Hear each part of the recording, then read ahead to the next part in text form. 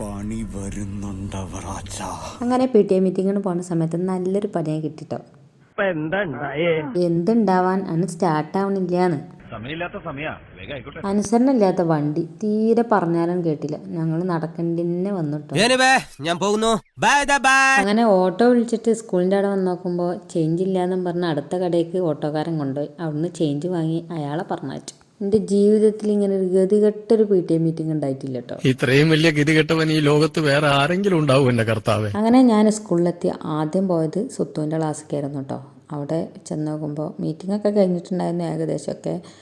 പിന്നെ ഞാൻ പേരൊക്കെ എഴുതി ഒപ്പിട്ട്. നല്ല അഭിപ്രായമായിരുന്നു കേട്ടോ. എനിക്ക് ഭയങ്കര സന്തോഷമായിട്ടോ. നല്ല അഭിപ്രായം കേട്ടോ. സത്യമാണോ ഈ പറയുന്നത്? അങ്ങനെ ആ സത്യങ്ങളൊക്കെ കേട്ടതിന് ശേഷം മിന്നുവിൻ്റെ സത്യങ്ങൾ കേൾക്കാൻ വേണ്ടിയിട്ട് ഞാൻ താഴത്തേക്ക് ഇറങ്ങിയപ്പോൾ ഞാൻ മോൾക്ക് പോകുമ്പോൾ ടീച്ചർ മീറ്റിംഗ് എടുത്തുകൊണ്ടിരിക്കുകയായിരുന്നു.